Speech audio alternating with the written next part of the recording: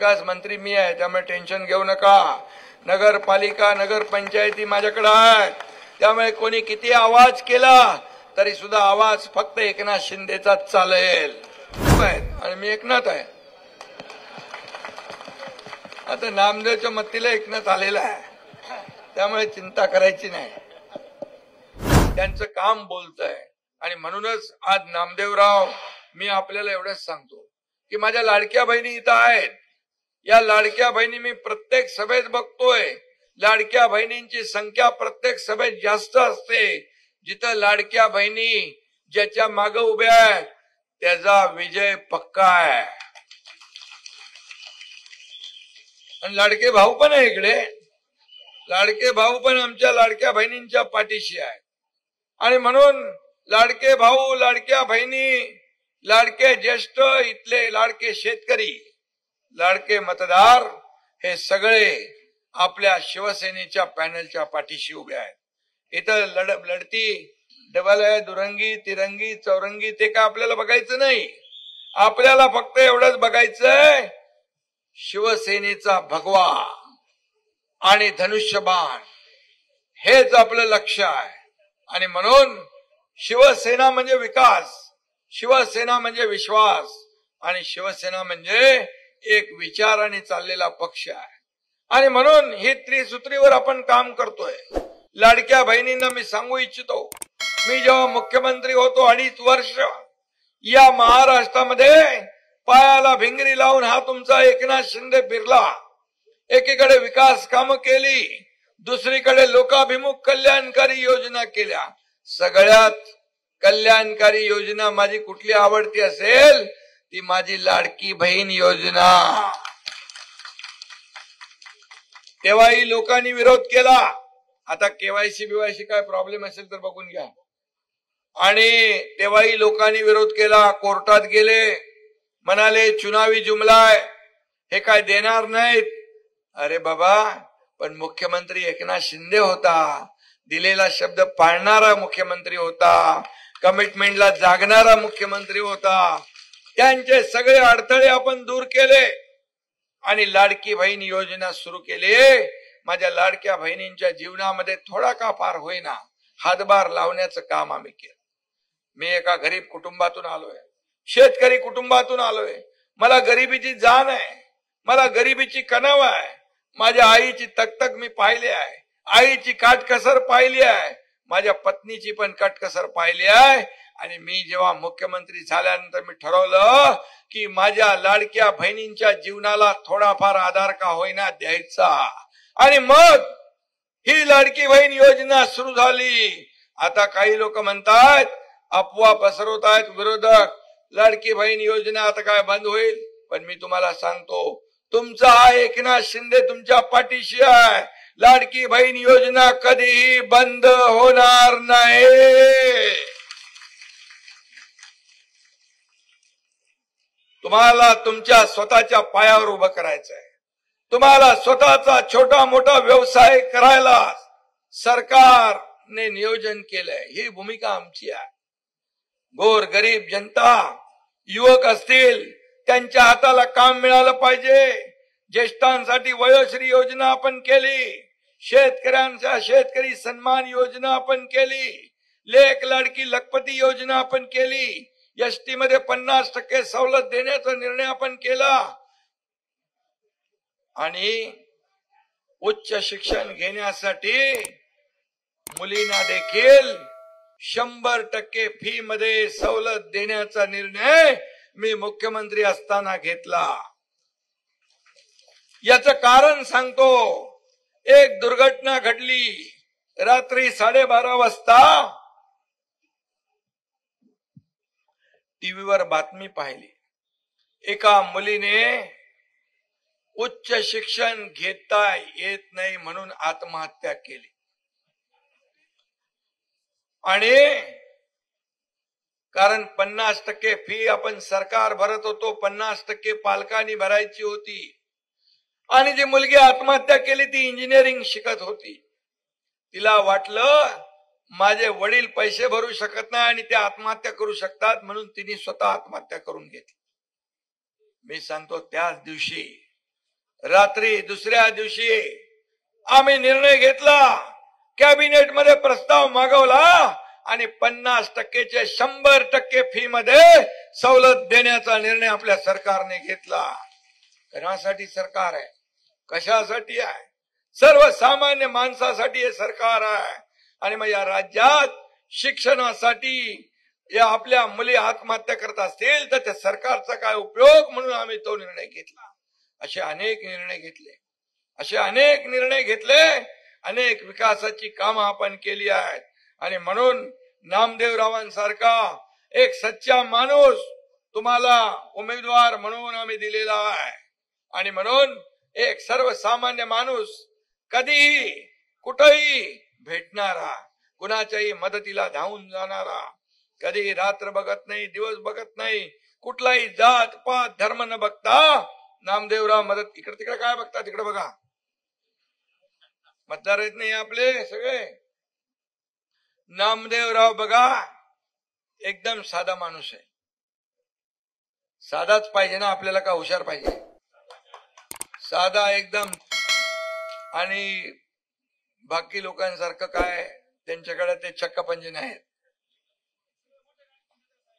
आपला मोटरसायकलवाला माणूस आहे, त्यामुळे मोटरसायकल कुठं पण गल्ली बळात घुसते ना, त्यामुळे ते फायद्याची आहे.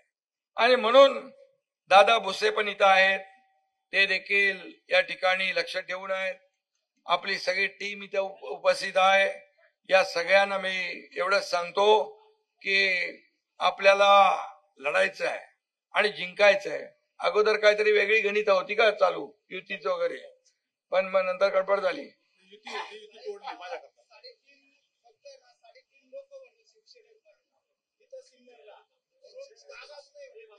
3.5 लोक आहेत का?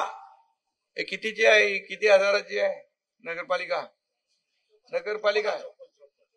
त्यांना तुम्ही येत्या निवडणुकीमध्ये जे लोक बोललेत 3.5 शिवसैनिक पण नाहीत, त्यांना तुम्ही या निवडणुकीमध्ये 35,000 मतं यांना मिळवून दाखवा आणि त्यांना त्यांची जागा दाखवा. आणि मला वाटतं की एवढा मोठा जनसमुदाय इथं उपस्थित आहे, सगळे मतदार आहेत, आणि या सगळ्या तुम्ही लोकांनी ठरवलं तर विरोधकांचं डिपॉझिट गुल झाल्याशिवाय राहणार नाही, अशा प्रकारचं काम आपल्याला करायचं आहे.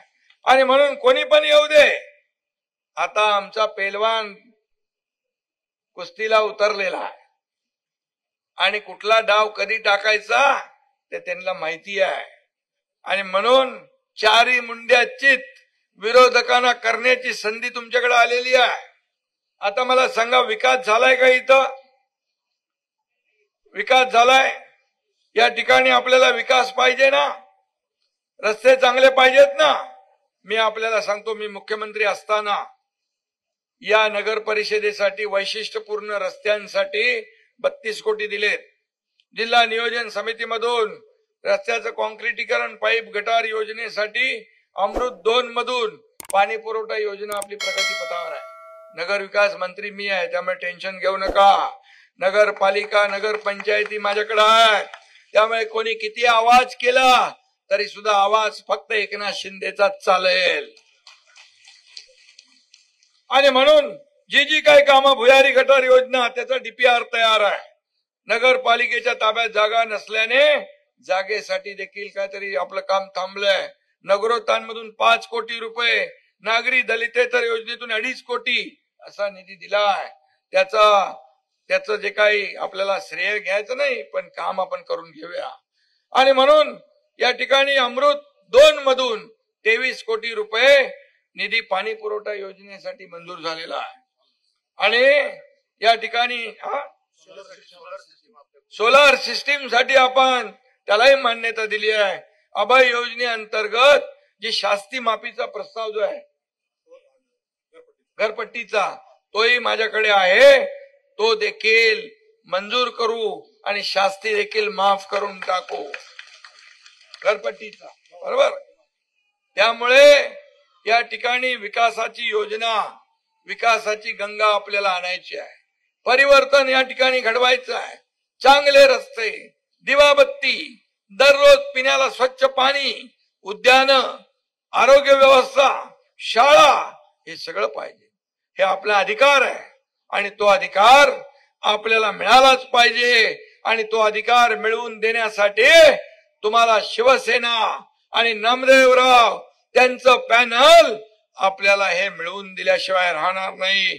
यामध्ये पाणी पुरवठा योजना आहे, सरस्वती नदीचं सुशोभीकरण आहे, ते करायचंय ना, इलेक्ट्रिक लाईन अंडरग्राऊंड करायची आहेत आणि रोजगार निर्मिती करायची आहे. सर्व समाजांना, सर्व लोकांना पुढे घेऊन जाणार आहे नामदेवराव आहेत. आणि हे नामदेव आहेत आणि मी एकनाथ आहे. आता नामदेवच्या मतीला एकनाथ आलेला आहे, त्यामुळे चिंता करायची नाही. मोटरसायकलवर ते फिरतात आणि जिथं कोणी हात दाखवला की थांबतात आणि त्याचं काम करतात. असं भेटेल का कोण नगराध्यक्ष? असं भेटेल का? आणि म्हणून एक सर्वसामान्य गोर गरिबांची मदत करणारा हा कार्यकर्ता आपल्याला नगराध्यक्ष म्हणून या ठिकाणी मिळणार आहे. आणि अनुभव आहे, त्यांना कामाची कल्पना आहे, विकासाची कल्पना आहे. आणि म्हणून मी आपल्याला एवढंच सांगतो की या भागामधला विकास करायचा असेल तर यापूर्वीचं जे काय असेल नसेल ते जाऊ दे, पण आपल्याला एक नवीन इतिहास घडवा. या ठिकाणी शिवसेना आणि धनुष्यबाण निशाणी या ठिकाणी विजय करा. आणि येत्या 2 तारखेला आपल्या माझ्या लाडक्या बहिणींना मी एकच सांगतो, बघा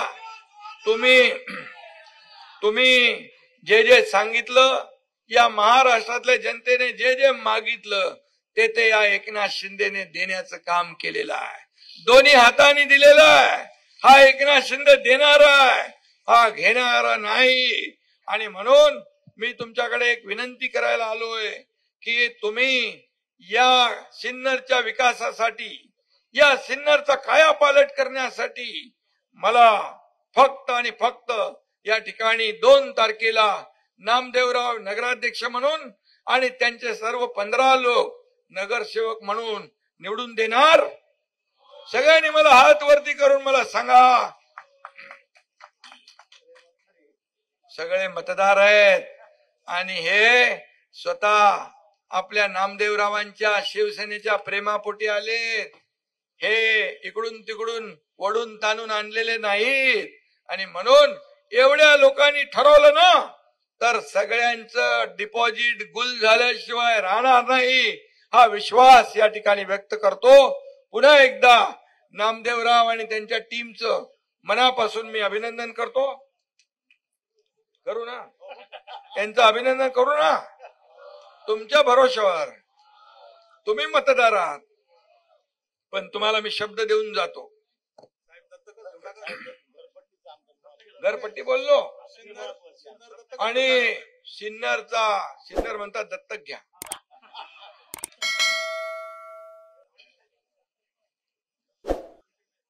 घेऊन टाकायचा. बघा, मी बोलतो ते करतो, जे होत नाही ते करत नाही. पण हे सिन्नरचं दत्तक आणि सिन्नरचा विकास हा एकनाथ शिंदे केल्याशिवाय राहणार नाही, हा शब्द देतो. पुन्हा एकदा सगळ्यांना मनापासून धन्यवाद. जय हिंद, जय महाराष्ट्र.